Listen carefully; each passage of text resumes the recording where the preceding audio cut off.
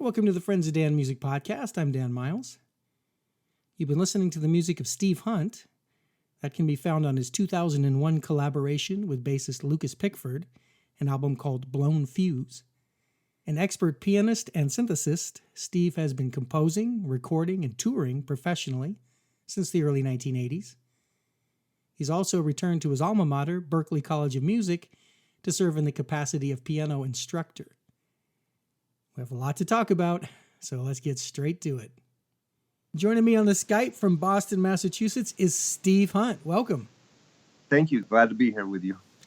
So that track, Peck It, what can you tell us about that?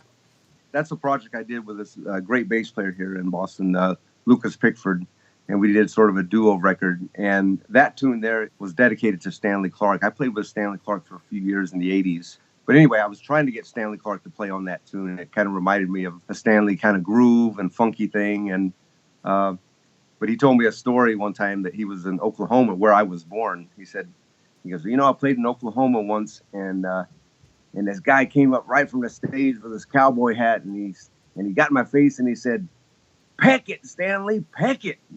And Stanley got a kick out of that, And I guess Stanley's from Philadelphia and he lives in L.A., so like the old Southern Midwest thing was like kind of new to him. And anyway, so I named that tune Peck It. And I tried to get Stanley to play on it, but it never came out with him on it. And but we put it out, and that's sort of my Stanley Clarke funky kind of side of me. So Anyway, that's Peck It. So it's kind of a fun tune. Yeah, well, it definitely is funky and Stanley-esque. And yeah, I would have never known the source of that title. So thanks for sharing that.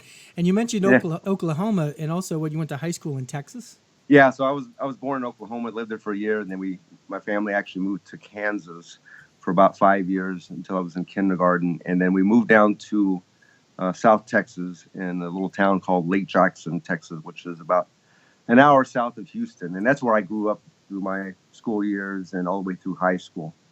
And so I'm sort of a Texan. I did used to have more of a Texas accent, and I did speak sort of like our past president, and I'm going to get you dead or alive. So I had sort of that accent, but I've been up in Boston for too many years, and that sort of went away so people could understand me. And anyway, but I'm sort of a Texan in that sense. And my family's still there. My mom still lives there in Texas, in Lake Jackson. My sister and my little brother lives in Austin, so I get back and visit and have some good barbecue and enjoy the hot weather and everything. So when I read about you being in Texas, I was listening for the drawl. I didn't hear any of it, but it's funny. It's funny you say you go to Boston and lose a Texas accent, but you didn't pick up the Boston. No, not too much. Yeah, it's kind of a funny story. My wife is a nurse, and she has a real West Texas accent from her family, and it's a real drawl like this. And one of her first jobs was at a nursing home in Brookline, Massachusetts, and she said half of her day was like them asking her what, and then she was asking them what did you say? So she had to learn the Boston accent, and she changed her accent too so they could understand her. And when I first came to Berklee, I left right out of high school and went to Berklee College of Music in 1977, and it was a great experience. I met so many people and learned a lot here in Boston. I just stayed up here, but when I first came, everybody knew I was from Texas, so I got the nickname Tex, for a while. And then over the years, people say, "Where are you from? Are you from like the Midwest?" And after my accent started waning and going away. But anyway, I've enjoyed Boston ever since, and I love the music scene here. And I teach now at Berklee College of Music. Right. Well, what you just said reminds me that when Stevie Nicks met Tom Petty's wife, Tom Petty's wife said that she had met Tom at the age of 17, but she had that accent, so she thought she said the edge of 17, and that became a Stevie Nicks song, like the edge of 17. It's just a misheard. Oh, we met at the edge of 17. The edge of 17. What does that mean? Age. Right. Yeah. It's like wrench. It's like my family says wrench. I'm going down to the wrench. And like, what do you need a wrench for? No, I'm going to the wrench. Right, which exactly. They're trying to say ranch, but it's a wrench. I know. Yeah, man. It's a different thing. And I used to say fixing all the time. And what are y'all fixing to do? And people, what are you fixing? Are you fixing your car? Are you fixing a cake? I'm like, no, I'm fixing to go. And it was sort of a funny thing. So I'm pretty much a Bostonian now. All my kids have a Boston accent, New England accent. So Yeah, well, in my intro, I mentioned Berklee College of Music because you're actually our third Berklee graduate in a row. Let me clarify. I'm not a graduate. I'm from the esteemed category of Berklee dropouts. Then let me call you a Berklee attendee.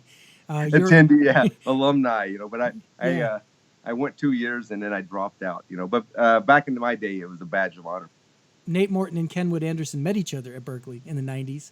We've also had Alf Clausen on the show, who graduated there in the 60s. So what year did you go back and start teaching there?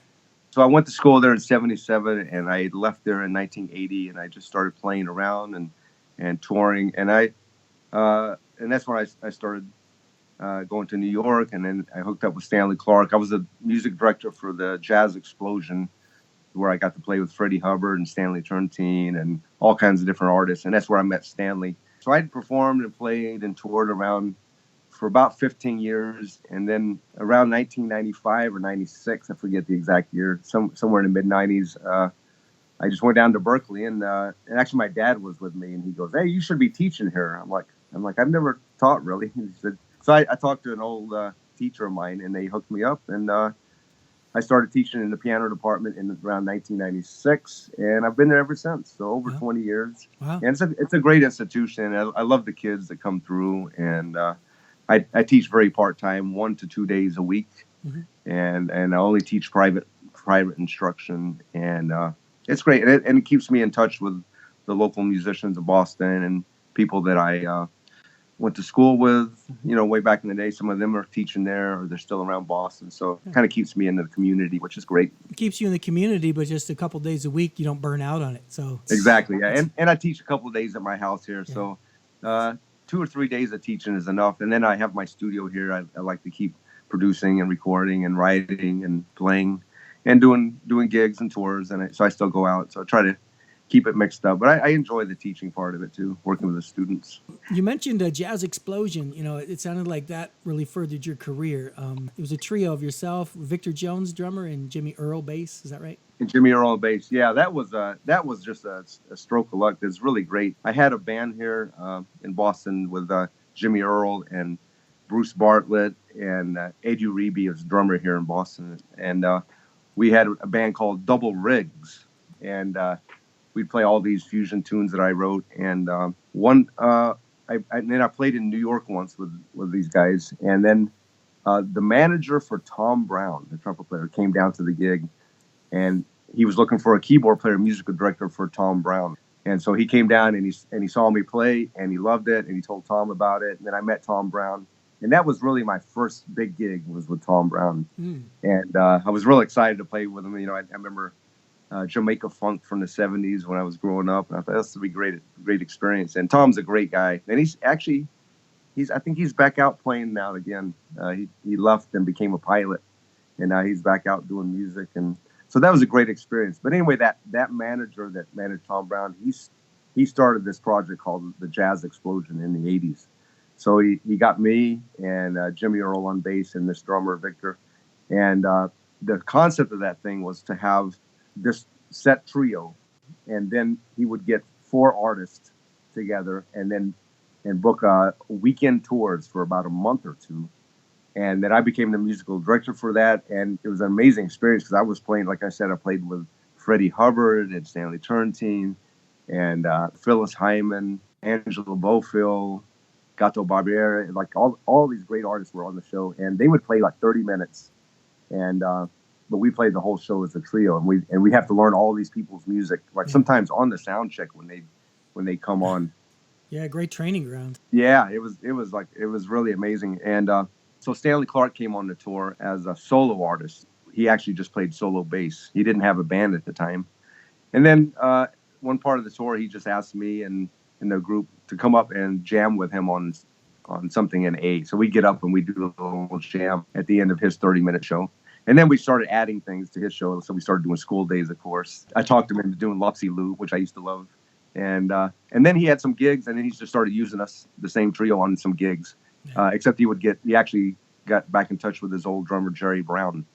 And so that became the Stanley Clarke band that I was in for a few years. So it was a great experience. And then, so I got to meet a lot of people. I was young in my 20s, 25 or something. And now when I look back on it, I'm amazed I got the chance to do all that stuff and played with these different people, and I was the musical director too, so I had to put the whole thing together and rehearse everybody, get the charts. And Ramsey Lewis came on the tour one time, and he just sent me charts, and then we had to do a rehearsal at the sound check before the show, and we did it. So it was you had to be professional. My it was my early training on learning how to work in the music business and be professional and do the good job and perform. Sounds like you were working with the best. I mean, those people you mentioned, Gato Barbieri and Freddie Hubbard and Stanley Turrentine and George Duke, I think I saw on the list.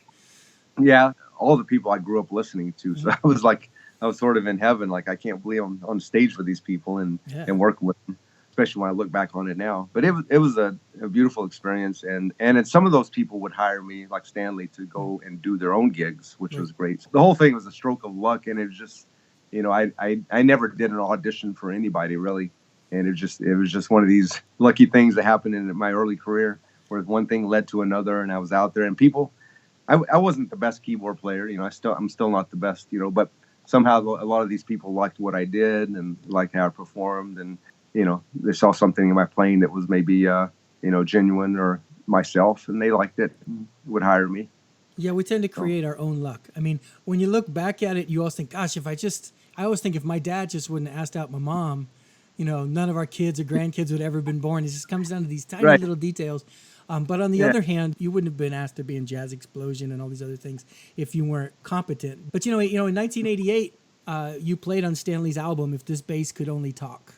There's a lot of things to admire about Stanley Clarke, but I think at the top of that list, I'd have to put having the courage to book Allan Holdsworth as his opening act. I mean, you have to have a lot of confidence in your ability to be willing to follow Allan and his unique brand of musical genius.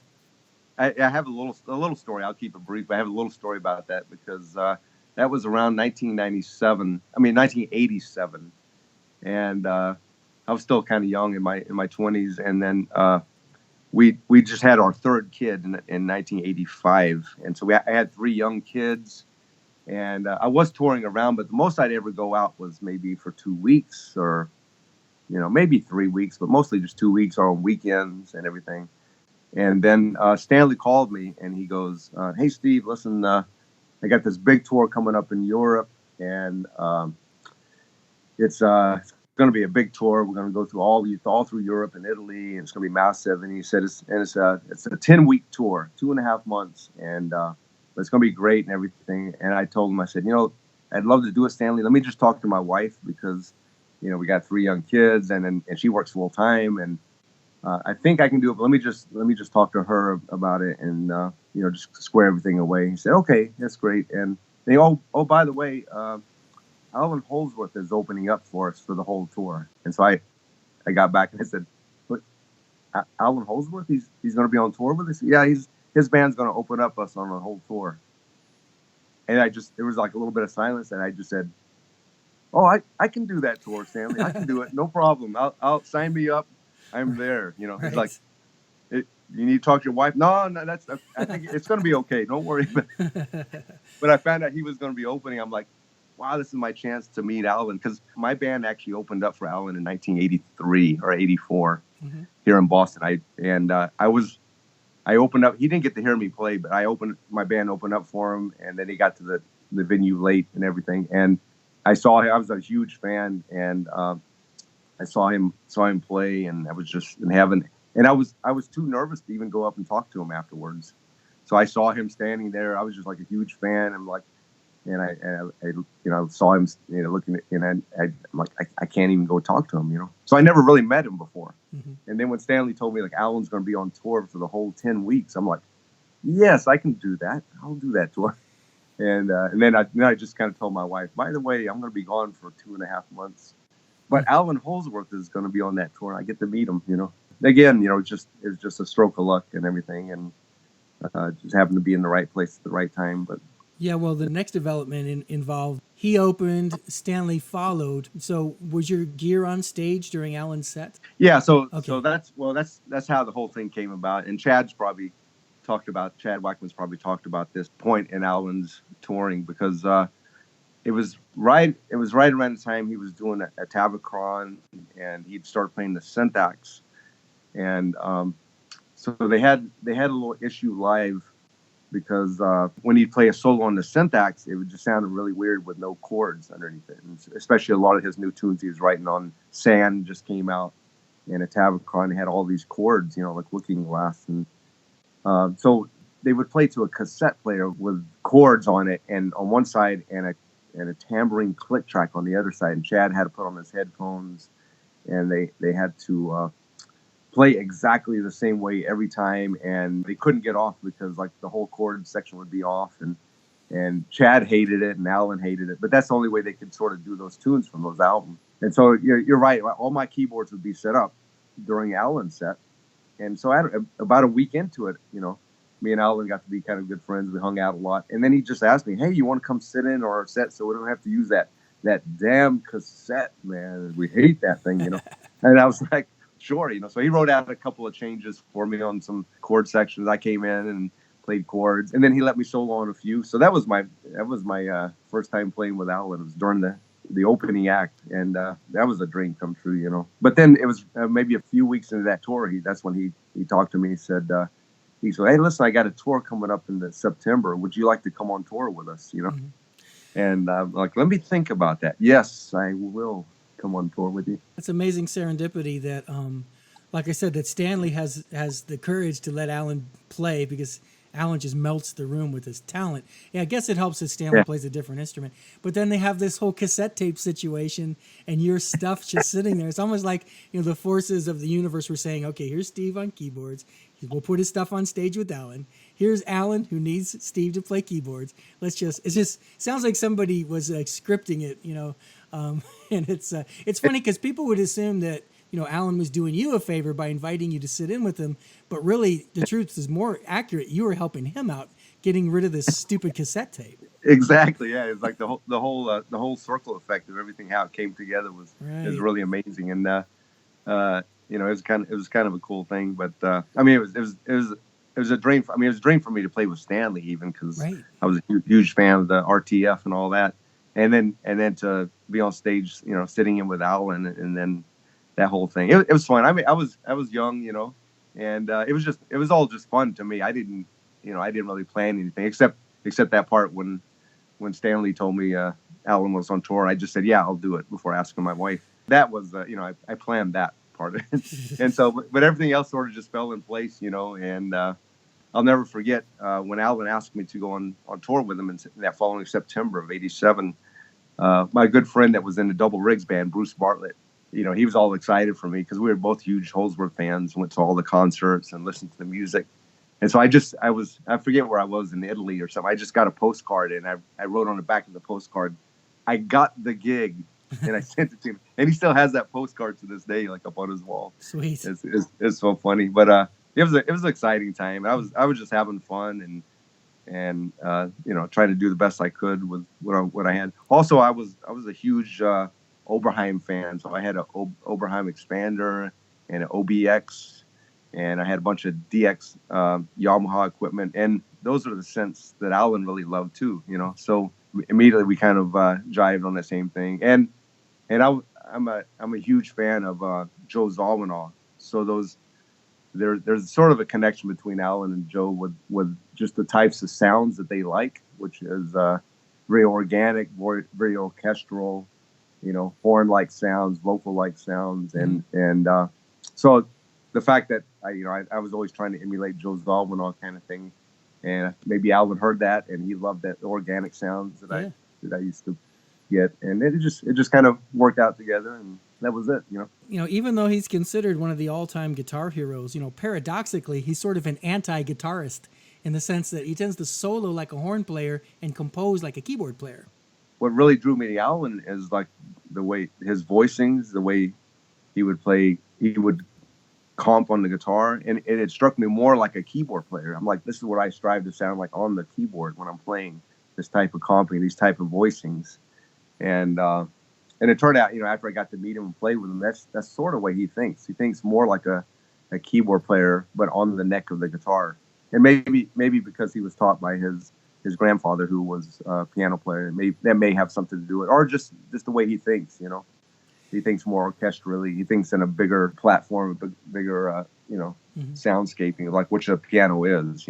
He thought more like a keyboard player, and especially with the syntax, where he was able to tune the syntax in fifths and get these really wide voicings, like on Distance versus Desire.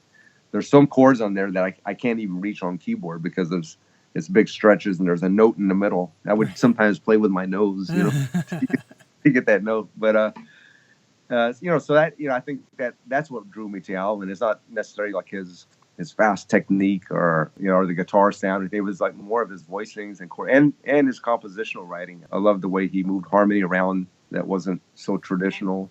It seemed like he was always trying to make his guitar sound not like a guitar.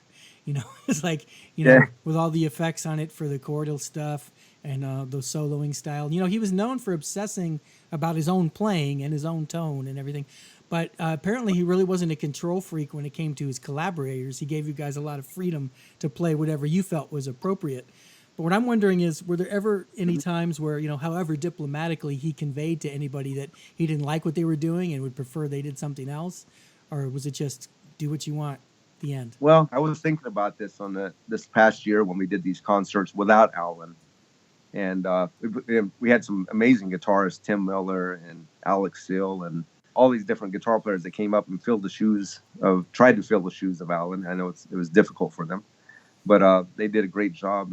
But I was thinking about that when we played these gigs, and I realized for the first time what an amazing leader Alvin was. Without words or not too much body language, he would just lead the band.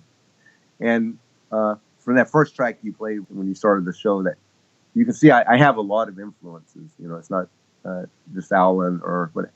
I mean, I love George Duke. I love funky music. I love Prince. I have a wide range of stuff. But somehow when you get on stage with Alvin and you start playing, you kind of know what you're supposed to do. I don't know how that is, but there's a few other artists like Chick Corea is like that. I think no matter what musicians he puts in his band, it's the Chick Corea band. Yeah. No matter what, it's that's definitely the Chick Corea band, and he has that kind of thing. And of course, Miles was like that. He may have said a few things, but I think everybody just kind of knew. Okay, I think this is what Miles wants me to do. So I had this kind of intuition, just like, and I was a fan, so I kind of knew his music. But when we played, we just kind of knew what to do, and we didn't have to say anything, Mm-hmm. So if he didn't like something, I mean, I'm trying to think. If I can't think of any time where he said, "Oh, don't play that," or "Play this," or "Use this sound, don't use that sound." And I mean, I can't think of any time there was anything like that. I mean, definitely didn't say anything about my solos.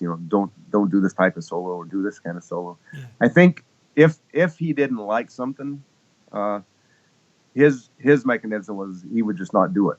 So if he didn't like the way a tune was being played, he was just, then a few nights later, he would say, "Oh, let's not put that in there. Let's just do something else." Interesting, yeah. Yeah, and then he kind of knew, like, oh, maybe we're not playing it right, or whatever it was. So that's just his kind of nature. I think he talked about that a little bit too. He never liked to tell musicians what to do. If it didn't work out, he just wouldn't use that musician. He wouldn't tell them, like, "Oh, don't play this groove or don't play that." And he really loved the input of all the musicians. When he brought in a new song, he would just play me the voicings, mm-hmm. one at a time, and I would sketch them down, and then that was it. And then he'd start playing it by himself, how he wanted the thing to go, and then Gary would sneak in with something he heard, and I would kind of fill in some voicings that I thought were appropriate, and that was it. As listeners may recall, when I spoke with Alan myself, one thing he told me was, in sort of more recent years, he had done one of his compositions with different bass players and drummers, different rhythm sections, and they both brought a completely different approach to the same thing, and he loved it. He loved it so much he wanted to put both versions on the same album just to show people how working with different people would, I have a feeling one reason he didn't say anything was he wanted to see what you guys were going to do, because he might like your ideas better than his. Yeah, I think it's a beautiful kind of trait to have as a band leader. I don't think I'm like that when I have my bands here. I'm a little more hands-on than I should be, and I try to emulate Alan's approach, but sometimes it's hard, and I try to stay away from but musicians have such, especially composers, we have such an idea already up in our head how things should go. Yeah. And I think that goes back to what a leader he is, because he really didn't have to say much. He would just play, and you would get the feeling of the way the tune should be, you know. Mm-hmm. And it's a hard thing to explain, you know. Well, I think also if you're playing Mm-hmm. something like Water on the Brain or any of his compositions, as he plays along and does his thing, you're all going to kind of know if it's not gelling. You know what I mean? If the drum beat seems inappropriate, or if there's too many chords or not enough chords, you're all going to kind of know if it sounds like music or not. And I'm sure a part of his talent was knowing which people to play with who would intuitively kind of know. So I think it's sort of like the casting is what I'm saying was important. Like if I was on stage with him behind a keyboard and he said, "You'll know what to do," I wouldn't know what to do. I'm gonna tell you that right now. Well, I don't know. I think you would, because that's what I'm saying. Like sometimes I feel really sort of embarrassed. I feel kind of, I don't know what the word is. I feel intimidated sometimes, because after I played with Alan all those years, I would get other people hire me thinking like, oh, he's going to play this certain way, and I feel it's hard to explain. I don't feel as confident and stuff. Mm-hmm. Playing over that music, and I have a feeling they're thinking like, wow, what happened to Steve, man? I thought he played with Alan, you know. But Alan has this way of just, maybe his compositions, or just he has this way of just drawing things out of you that you didn't think you had, you know. I mean, I go back to listen to some of those old bootlegs and records. I'm like, what? How did I do that? I don't even know how I even did that stuff, you know. I don't understand his music any more than the fans on Unreal Helen Holdsworth. I'm learning today like how his music goes, you know. So you know, he just had that way. I don't. It's a hard thing. It's, you know, it's like Miles. It's how do you explain how you got all those musicians together and they did what they did? That was so amazing, you know. I was very, very lucky and just fortunate to be the right place, and he liked what I did, and you know, stuck around for a while, and I'm very fortunate and blessed to have been able to do that.